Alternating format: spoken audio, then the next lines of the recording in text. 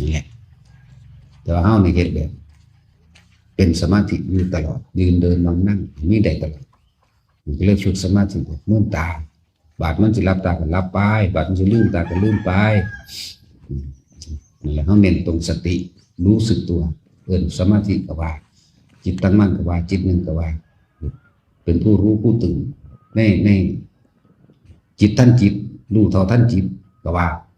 นั่นแหละควบคุมความคิดให้อยู่ในแค่ลมหายใจมันควบคุมความคิดแค่อยู่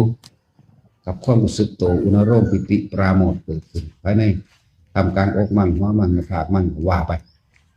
จังว่ามันบ่ได้ยากบ่ได้คุ้มบ่ได้เข้มอหย่างแล้วมันก็บ่เด่นทาพร้อมบ่ได้เน้นทาท่านก็ต้องนั่งอย่างนี้เท่านี้ต้องอดต้องทนต้องผ่านเวทนาความเจ็บปวดแบบนั้นบ่แต่มันเจ็บมันปวดเย็นทาเลยอย่าไปทรมานกายเฮ็ดจังได๋ก็สู้มันบ่ได้เพราะว่ามันเป็นธรรมชาติหนึ่งเกิดแก่เจ็บปวดป่วยตายสู้บ่ได้มีผู้ใดสู้ได้พระพุทธเจ้าเฮาก็เฮ็ดมาแล้วอดข้าวอดน้ำกันลมหายใจเอาชนะความเจ็บปวด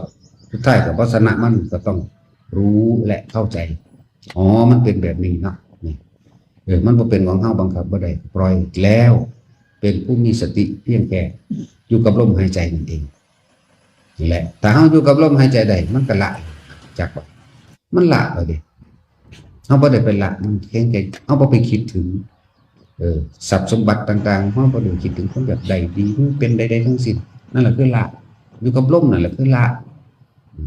ก็รับรองในอานาปานสติเป็นผู้มีสติรู้อยู่กับเพียงลมหายใจเข้าออกบุคคลผู้ทำให้บ่อยทำให้มากทำให้ชินทำให้เป็นดุจดังญาณเนี่ยคือรู้รู้หยังรู้ลมนี่แหละ